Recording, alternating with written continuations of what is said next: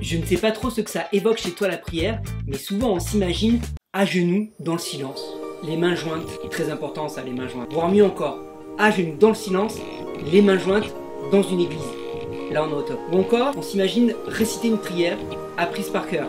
Mais le top du top, à genoux dans le silence, les mains jointes dans une église, récitant une prière. Là on est au top. Ben tu sais quoi? C'est pas complètement faux. Mais la prière, c'est plus que ça. Bon alors, prier c'est quoi? Ben si je prends le dictionnaire, il nous dit ceci. Élever son âme vers Dieu. Élever son âme vers Dieu. Comment je fais pour élever mon âme vers Dieu? Je prends mon âme. Une autre définition nous dit s'adresser à Dieu dans une prière insistante. Bon en fait, prier, c'est parler à Dieu tout simplement quoi. Tu veux une astuce pour faire taire quelqu'un qui parle trop? Demande-lui de prier. Tu vois, moi dans la vie j'ai tout fait. J'ai fait de l'aspéléo, j'ai fait du karting, j'ai fait du kayak, j'ai fait du... Mais c'est comme ça, je veux dire, moi j'ai vu le bout de la tour et c'est juste excellent. J'ai dit dans la vie, t'as pas à faire minimum de choses. Ça sert à quoi la vie? Il faut y aller, je veux dire. Ouais, bah oui, bah on va pas tous faire la même chose. C'est comme ça, il faut saisir la chance à un moment donné. Tu saisis au fait. Oui, tu pourrais prier pour moi s'il te plaît? Pardon? Tu veux que je prie?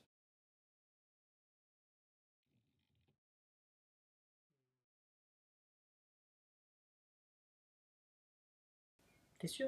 Pourquoi ça fait cet effet-là pratiquement chez tout le monde? On te demande de prier, ou pour une fois tu veux bien essayer, et là tu sais plus quoi dire. Il est où le problème? Bah en fait, il peut y en avoir plusieurs. Un des premiers problèmes qu'on rencontre partout, c'est la peur. La peur d'être ridicule, tu parles quand même à quelqu'un que tu ne vois pas et que tu n'entends pas, tu parles tout seul. La peur de pas savoir prier. La peur de passer pour un fou ou pour quelqu'un qui parle au mur. La peur que Dieu n'entende pas ta prière, que personne t'entende au final. La peur du « et si ça marche pas ?»